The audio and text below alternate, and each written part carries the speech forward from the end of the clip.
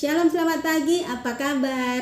Saya berharap apapun keadaan teman-teman hari-hari ini, engkau tetap bersukacita ya. Karena apa? Karena ada kasih, penyertaan, perlindungan, serta pemeliharaan Tuhan ada bersama-sama dengan teman-teman sekalian. Mau sesulit, serumit, sesukar apapun persoalan yang sedang kau hadapi, percayalah bahwa engkau tidak ditinggalkan sendiri. Karena ada Tuhan yang selalu bersama-sama denganmu, yang akan memberikan kekuatan, penghiburan, kedamaian, ketenangan, bahkan hikmat daripada Allah ada dalam dirimu, diberikan kepadamu sehingga engkau bisa menyelesaikan masalah demi masalah dengan baik, sehingga engkau akan berkata, benar apa yang dikatakan firman Tuhan, bahwa Allah yang engkau dan saya sembah adalah Allah Immanuel, Allah yang hidup, Allah yang berjanji akan menyertai kita sampai pada kesudahan zaman. Dan dia akan melakukan hal tersebut. Bahkan dia hadir di setiap musim hidup kita, menyertai, memberikan kekuatan, menghibur kita, memberikan jalan keluar bagi kita. Baik, sebelum nonton tayangan ini sampai selesai, jangan lupa tinggalkan jejak teman-teman dengan mensubscribe, like, komen, dan share ya YouTube channel ini, agar kita semakin bertumbuh bersama, semakin mengenal siapa Tuhan kita Yesus Kristus, dan semakin menjadi berkat bagi banyak orang. Terima kasih. Teman-teman, pagi hari ini kita akan merenungkan sebuah kebenaran firman Tuhan yang terambil di dalam surat Rasul Paulus kepada jemaat di Korintus dalam 2 Korintus pasal yang 11 ayat yang ke-30. Demikian bunyi firman Tuhan. Jika aku harus bermegah, maka aku akan bermegah atas kelemahanku. Amin. Teman-teman, diperkirakan lebih dari 14 triliun mil jarak terbang yang telah dikumpulkan oleh para penumpang yang kerap kali bepergian menggunakan pesawat udara atau pesawat terbang di seluruh dunia.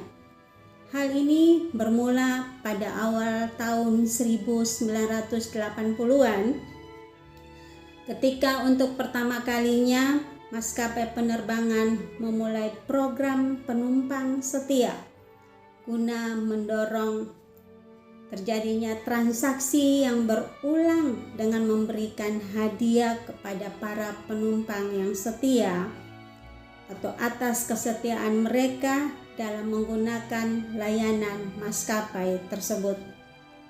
Akumulasi jarak terbang tersebut dapat ditukar dengan perjalanan gratis, barang, atau jasa khusus.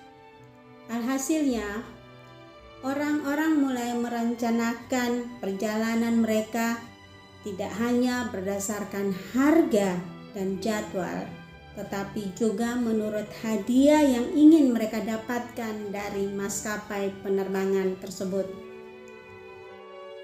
Rasul Paulus seringkali melakukan perjalanan misi di abad pertama, tetapi bukan untuk mengumpulkan jarak berlayar.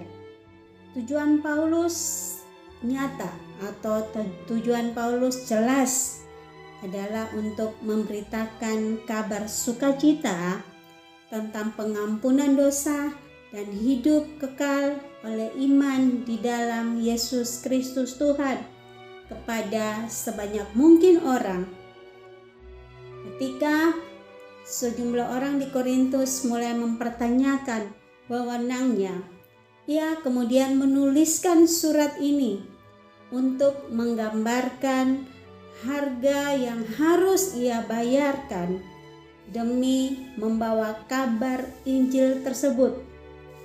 Ia berkata, 3 kali aku didera, 1 kali aku dilempari batu, 3 kali mengalami karam kapal, sehari semalam aku terkatung-katung di tengah laut.